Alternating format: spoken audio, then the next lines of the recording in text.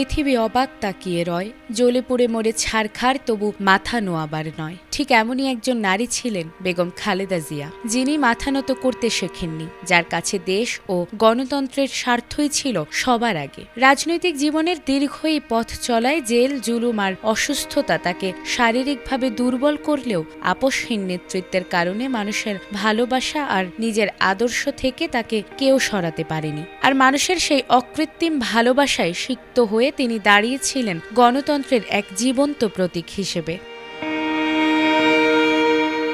1981 সালে স্বামী শহীদ রাষ্ট্রপতি জিয়াউর রহমানের হত্যাকাণ্ডের পর 2 সন্তানকে নিয়ে শুরু হয়েছিল তার সংগ্রামী জীবন। পরবর্তীতে দিশেহারা দলটিকে ঐক্যবদ্ধ করতে হঠাৎ করেই রাজনীতির মূল স্রোতে উঠে এসেছিলেন বেগম জিয়া। রাজনীতির সঙ্গে যার কোনো প্রত্যক্ষ সংশ্লিষ্টতা ছিল না, সেই গৃহবধূই পরিণত হয়েছিলেন দেশের অন্যতম শক্তিশালী রাজনৈতিক নেতৃত্বে।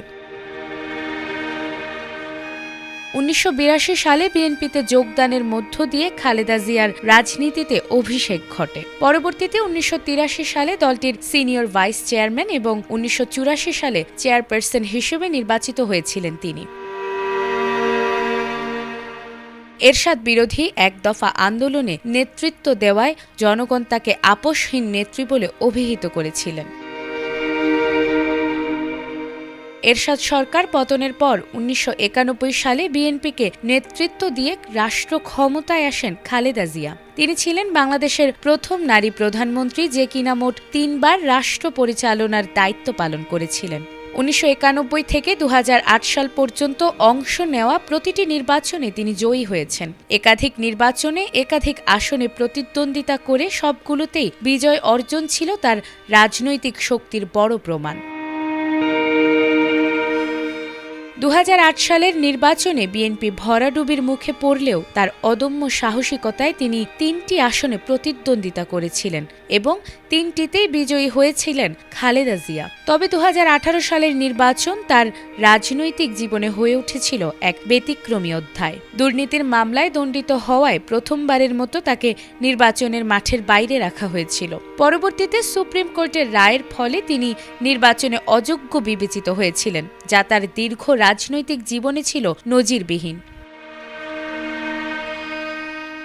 জীবনের রাজনৈতিক ইনিংসে বগুড়া, ফেনী, লক্ষ্মীপুর ও চট্টগ্রাম এই আসনগুলোতেই বেশি প্রতিদ্বন্দ্বিতা করেছেন খালেদা জিয়া। প্রতিটি ক্ষেত্রেই তার ভোটের ব্যবধান ছিল উল্লেখযোগ্য। দীর্ঘ 3 দশকের বেশি সময় ধরে বাংলাদেশের নির্বাচনী রাজনীতিতে তিনি ছিলেন এক অবিচ্ছেদ্য নাম।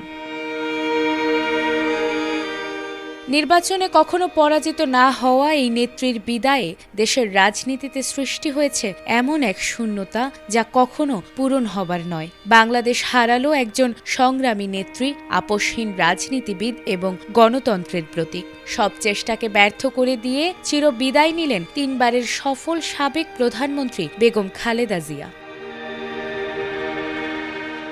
নাজমুন নাহার জান্নাত, এটিএন বাংলা।